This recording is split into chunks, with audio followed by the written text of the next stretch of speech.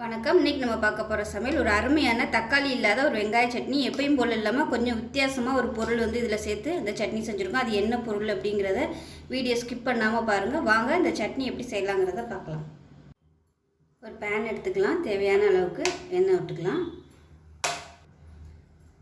எண்ணெய் சூடானதும் 1 டீஸ்பூன் போல் வர கொத்தமல்லி, அதாவது தனியா விதை சேர்த்துக்கலாம். அது கூடவே 1 டேபிள் ஸ்பூன் உளுந்து சேர்த்துக்கலாம். 3/4 டேபிள் ஸ்பூன் கடலைப்பருப்பு சேர்த்துக்கலாம். இது எல்லாமே நல்லா வறுபடட்டும். மீடியமான ஃப்ளேமில் வறுத்துக்கோங்க. இல்லைன்னா கடலைப்பருப்பு உளுந்து டக்குன்னு கருகி போயிடும். கருகிடுச்சுன்னா உங்களுக்கு சட்னியோட டேஸ்ட்டு மாறிடும். இப்போ இதில் சின்ன துண்டு இஞ்சி சேர்த்துக்கோங்க. இஞ்சி ஃப்ளேவர் பிடிக்கும்னா சேர்த்துக்கோங்க, இல்லைன்னா விட்டுறலாம். இப்போ இதில் பெரிய பல்லாக ஒரு 4 பல் பூண்டு சேர்த்துக்கலாம். இதையும் சேர்த்து நல்லா வதக்கிக்கலாம். இப்போ இதில் காரத்துக்கு தேவையான அளவு வரமிளகா சேர்த்துக்கலாம். நான் ஒரு 10 வரமிளகா சேர்த்துக்கிறேன். இப்போ இதில் பெரிய வெங்காயம் மீடியம் சைஸாக நீளமாக நறுக்குனதை சேர்த்துக்கலாம். இதையும் சேர்த்து நல்லா வதக்கிக்கலாம். வெங்காயம் நல்லா வதங்கணும். வெங்காயம் வதங்குறதுக்கு உப்பு சேர்த்துக்கலாம். இப்போ இது கூடவே சின்ன நெல்லிக்காய் சைஸுக்கு புளி சேர்த்துக்கலாம். இப்போ வெங்காயம் நல்லா வதங்கிடுச்சு. வந்து அமர்த்திடலாம். ஆறுனதுக்கப்புறம் பார்க்கலாம். இப்போ பாருங்கள், வதக்கி வச்சது நல்லா ஆறிடுச்சு. இப்போ இது ஒரு மிக்சி ஜாரில் சேர்த்துக்கலாம் எல்லாத்தையும். தக்காளிக்கு பதிலாக நம்ம ஒரு முக்கியமான பொருள் சேர்க்க போகிறோம்.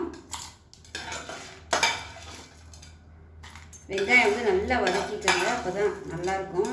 வெங்காயம் வதக்கையிலே நல்ல ஒரு வாசனை வரும். வீடு ஃபுல்லாக அந்த வெங்காய வாசனை இருக்கும்.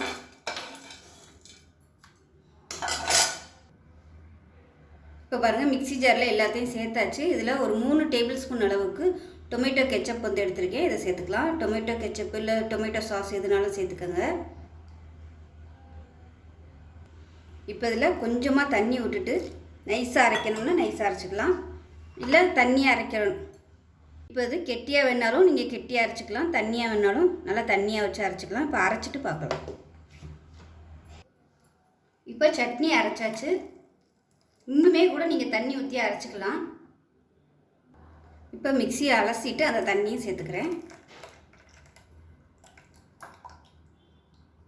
இது எல்லாத்தையும் நல்லா கலந்து விட்டுட்டு டேஸ்ட் பண்ணி பார்த்துக்கோங்க எப்படி இருக்குன்னு.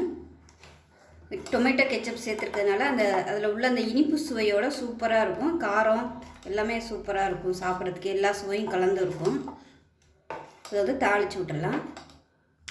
இப்போ பாருங்கள், எப்பயும் போல் கடுகு கருவேப்பிலை போட்டு தாளிச்சுக்கலாம்.